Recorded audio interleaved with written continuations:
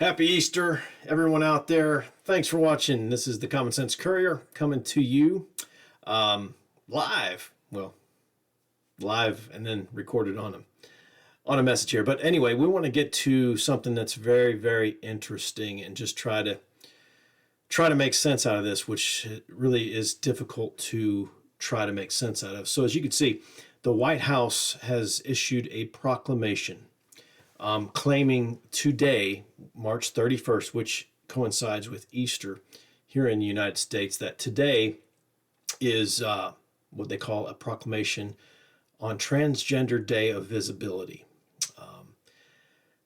Now, at first, this is really wow. I'm a little at loss for words because I want to break this down into a way that we can all kind of understand this. So, Biden is all in on this agenda. Now, it is an agenda. It is certainly a political statement.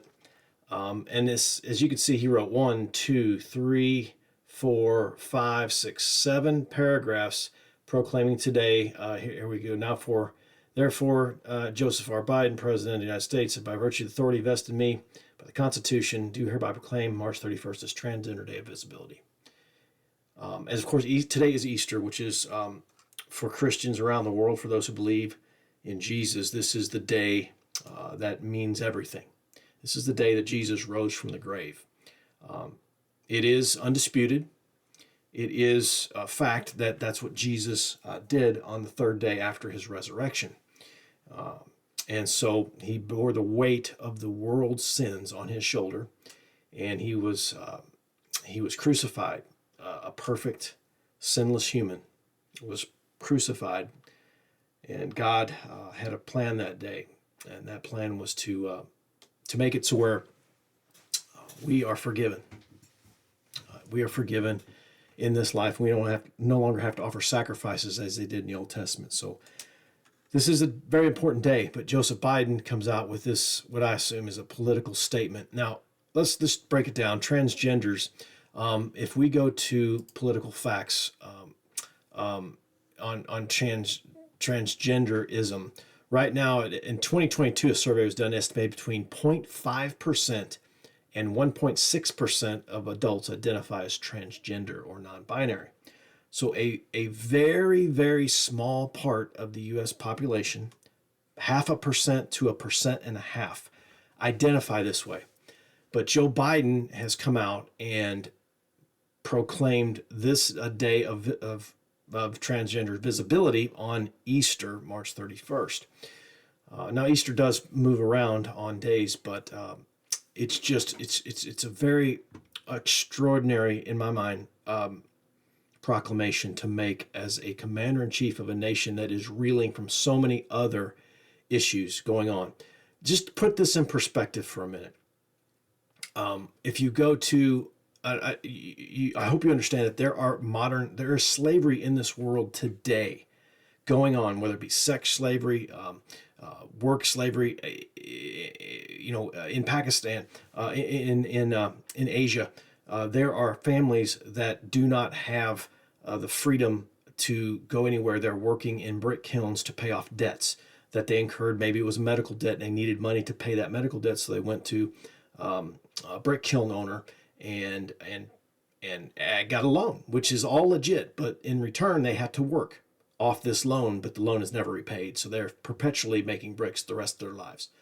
That's slavery. There's sex slavery. Let's just go to this from Statistica.com. Did a great job, by the way. Right here in the middle of this first paragraph, the estimated 50 million people are victims of modern slavery. 50 million people, which the highest numbers found in Asia and Pacific. It's just, could have Joe Biden maybe said something today? Let's proclaim Slavery Visibility Day. Let's do that.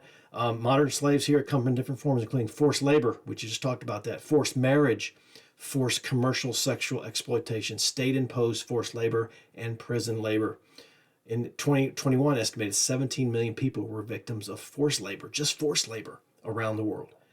So that's going on right now. But our president comes out with this today. And I want to read this to you too. Isaiah 5:20. Right here it says, "Woe to those who call evil good and good evil, who put darkness for light and light for darkness, who put bitter for sweet and sweet for bitter." It's a mix. Isaiah's telling us, when you start mixing things up and disregarding what is real, what is right, what is really going on, woe to you, woe to those that do that. And this is an exact example of that. On a day of extreme importance to the Christian faith, this is put out. It's very, very sad. Last thing, let's just take a look at this. In 2022, this is 421,392 people in the United States are homeless. We could have had a homeless transparency day today, but we didn't. So I just want to bring that to you today. Hope you enjoyed watching. Folks, things are on top, on their head right now, flipped on their head. Anyway, have a great day and have a great Easter.